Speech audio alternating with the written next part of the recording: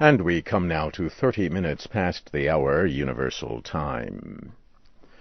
In the news at this hour, Israel has approved a United Nations ceasefire resolution to end the month-long fighting with Hezbollah in Lebanon. Israeli Foreign Minister Tzipi Livni said that Israeli forces will leave Lebanon when the Lebanese army and an expanded international force are deployed.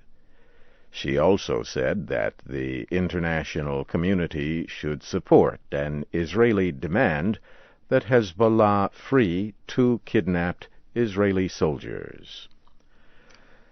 The Lebanese government approved the ceasefire agreement on Saturday.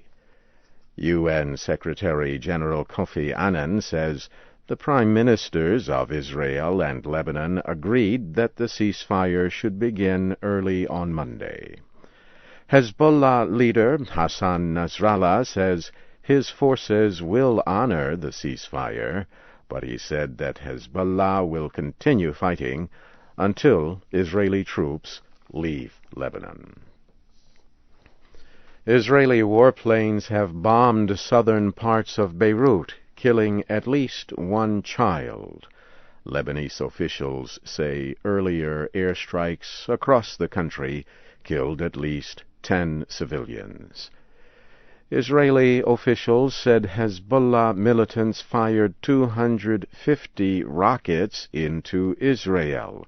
At least 1 civilian was killed in the attacks on Haifa and on several other parts of northern Israel.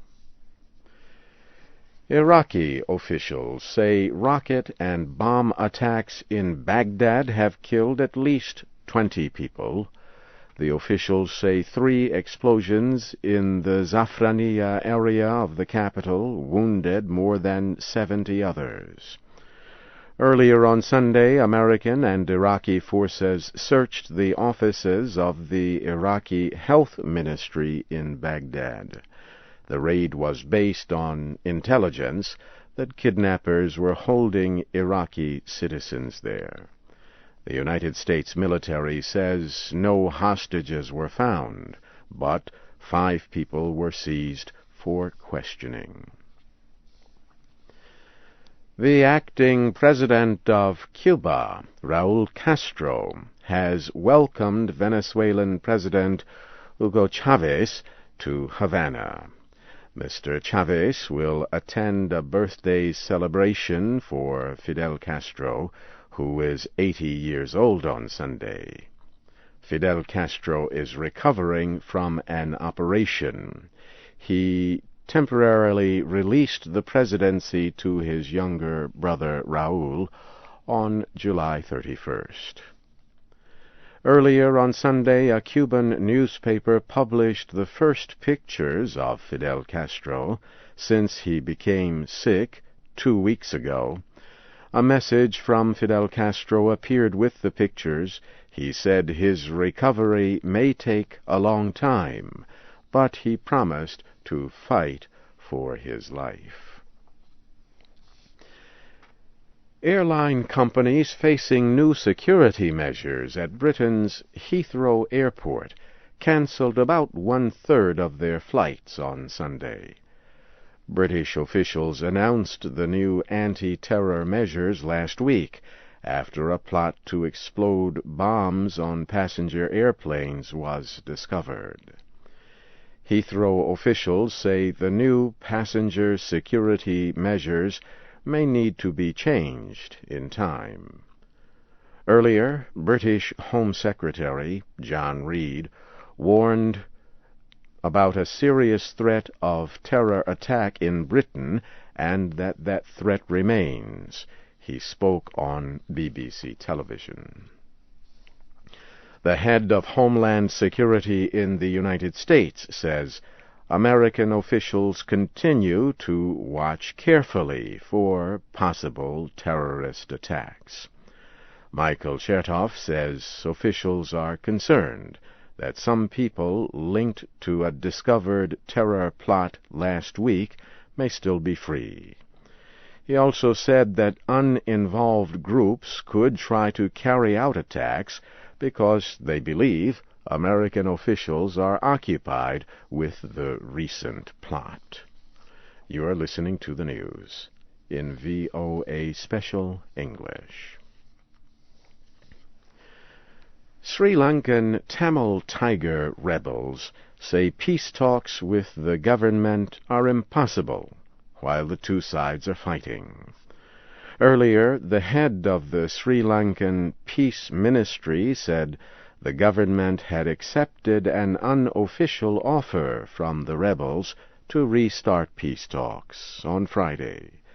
But a top Tamil peace negotiator says no such offer was made. Fighting between Tamil Tiger rebels and Sri Lankan fighters spread to the northern Jaffna Peninsula last week.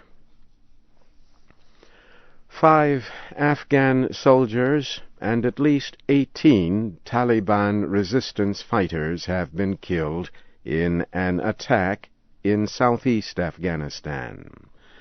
A statement from the American-led coalition says 6 Afghan soldiers were wounded in the attack on an army position in Paktika province. Officials in Indian Kashmir say government forces have shot dead 3 suspected members of a banned Pakistani group. An army spokesman says that fighting started Saturday night north of Srinagar. The 3 Pakistanis reportedly belong to Lashkar-e-Toiba. The group is on an American list of terrorist organizations. It has been blamed for several attacks against India, including one on the Indian Parliament in 2001. And the Ugandan military says it has killed a top rebel wanted for war crimes by the International Criminal Court at The Hague. A Ugandan army spokesman says government soldiers killed Raska Lukwia on Friday in the Kitgum area. The spokesman says former rebels identified the body of the Lord's Resistance Army commander. The rebel group has not confirmed the death. The Lord's Resistance Army is accused of kidnapping, torture, and of killing thousands of civilians during its 20-year war against the Ugandan government. And so briefly now, here again the major news of this hour. Israel has approved a United Nations ceasefire resolution to end the month-long fighting with Hezbollah in Lebanon. Israeli military airplanes have bombed southern parts of Beirut, killing at least 1 child. And Iraqi officials say rocket and bomb attacks in Baghdad have killed at least 20 people. So ends the news in VOA Special English.